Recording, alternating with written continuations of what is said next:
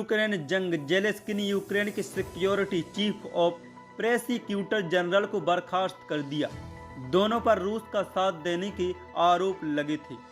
24 जुलाई को रूस और यूक्रेन के बीच हुई शुरू जंग 5 महीने से जारी है, लेकिन इसका अभी तक अंत या इस पर कोई समाधान होता नजर नहीं आ रहा है। इसी बीच यूक्रेन के राष्ट्रपति जेलेंस्की ने खुफिया और सुरक्षा एजेंसी के प्रमुख और अभियोजक जनरल को निकाल दिया है।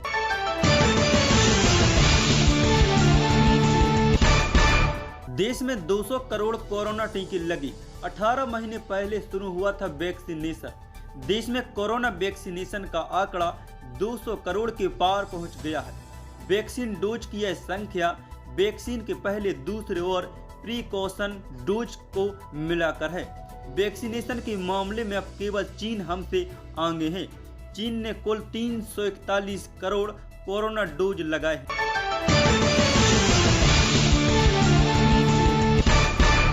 मध्य प्रदेश के धार जिले में इंदौर खरगोन के बीच सोमवार सुबह भीषण हादसे में 13 लोगों की मौत हो गई।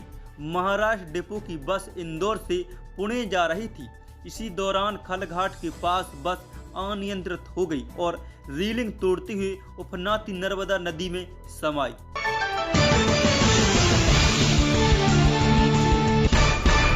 जम्मू कश्मीर के पुंछ जिले के मेंढर सेक्टर में ग्रेनेड ब्लास्ट हो गया। हादसे में 2 जवानों की मौत हो गई। उनकी पहचान कैप्टन आनंद और जूनियर जेसीओ भगवान सिंह के रूप में हुई है। वही 6 अन्य जवान घायल हुए हैं। ग्रेनेड विस्फोट कैसे हुआ, कोर्ट ने इसकी जांच के आदेश दिए हैं। सेना के अधिकारियों ने बताया कि रविवार रात सैनिक मेंढर सेक्टर में एलओसी पर अपनी ड्यूटी कर रहे थे। इसी दौरान ब्लास्ट हो गया। सभी घायलों को एयरलिफ्ट कर तुरंत ऊधमपुर ले जाया गया, जहां एक अधिकारी और एक जेसीओ ने दम तोड़ दिया। अन्य 6 घायलों का इलाज जारी है।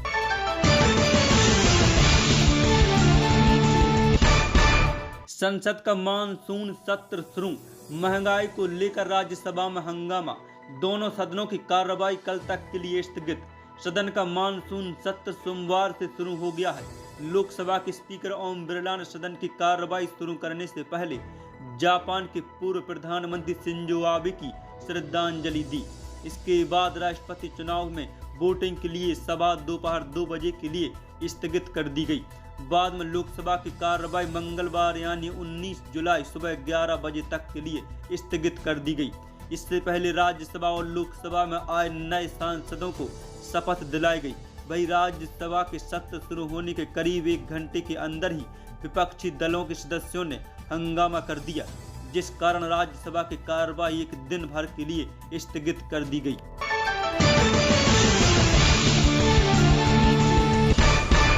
वाराणसी स्थित ज्ञानवापी मस्जिद मामले में 21 जुलाई दोपहर 2 बजे सुप्रीम कोर्ट में सुनवाई होगी।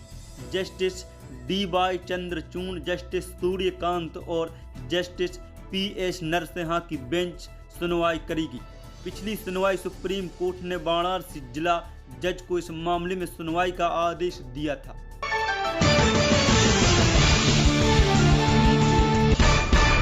ईडी ने मनी लॉन्ड्रिंग मामले में दिल्ली के मंत्री सत्येंद्र जैन की पत्नी पूनम जैन से पूछताछ शुरू कर दी है।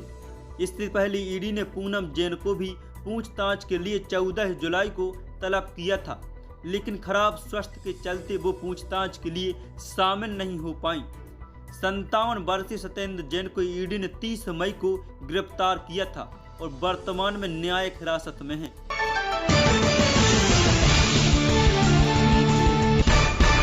एनडीए के राष्ट्रपति पद के उम्मीदवार जगदीप धनखड़ ने नामांकन दाखिल कर दिया। इस दौरान उनके साथ पीएम मोदी, गृह मंत्री अमित शाह, रक्षा मंत्री राजनाथ सिंह सहित कई बड़े नेता मौजूद रहे। वही विपक्ष की ओर से कांग्रेस नेता मार्गरेट अल्वा उपराष्ट्रपति उम्मीदवार होंगी। 6 अगस्त को उपराष्ट्रपति पद के लिए वोटिंग होगी।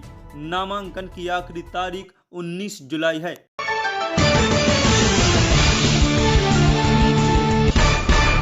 Kerala Ayurveda JKD wellness centre Ayurveda panchakarma क्षार सूत्र योग एवं एक्यूप्रेशर द्वारा सभी रोगों की चिकित्सा।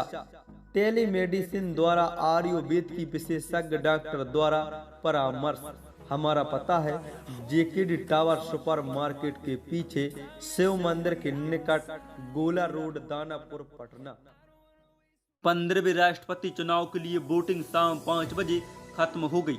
इस बीच देश के कई राज्यों से क्रॉस वोटिंग की खबर सामने आ रही है।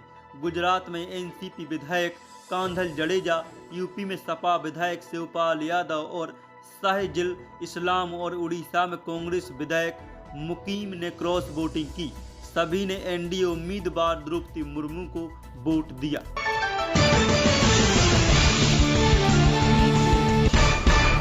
मध्य प्रदेश में कल यानी 17 जुलाई को नगरीय निकाय चुनाव के परिणाम आए।